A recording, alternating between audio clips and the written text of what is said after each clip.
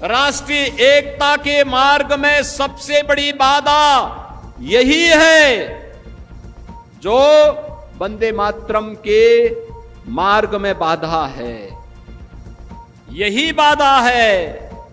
और इनको पहचानो, इन चेहरों को पहचानो जो शासकीय योजना में हड़पने की होड़ में पहली लाइन में खड़े होते हैं, लेकिन जब वंदे मातरम गाने की बात होती है तो कहते हैं कि नहीं, हम नहीं गाएंगे। बहन और भाइयों, मैं तो आप सबसे कहूंगा, हमें राष्ट्रीय एकता के मार्ग की इन बाधाओं को दूर करना होगा। ये जातिवाद की राजनीति, परिवारवाद की राजनीति, क्षेत्रवाद की राजनीति, मत और मजहब के नाम पर विभाजन,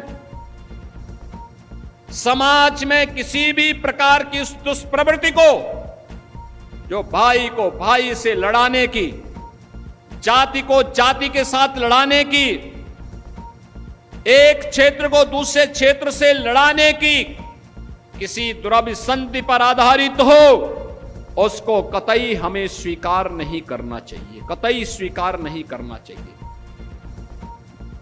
याद करना, यह देश का इतिहास इस बात का गवाह है और मैं बार बार इस बात को कहता हूं। ये जो देश गुलाम हुआ, ये ऐसे ही नहीं गुलाम हो गया था।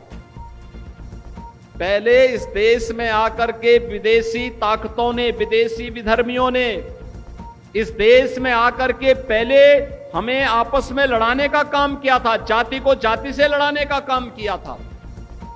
जातीय सेनाएं खड़ी की थी।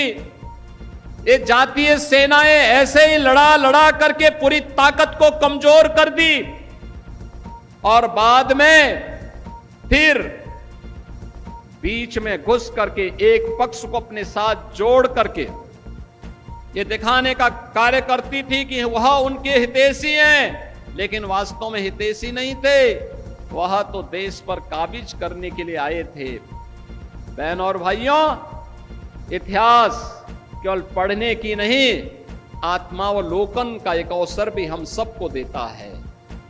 इतिहास की गलतियों का परिमार्जन जितनी जल्दी हो सके हमें करना चाहिए और इतिहास के गौरवशाली क्षणों से प्रेरणा प्राप्त करके आगे के भविष्य को स्वच्छ और सुंदर बनाने में हमें योगदान देना चाहिए।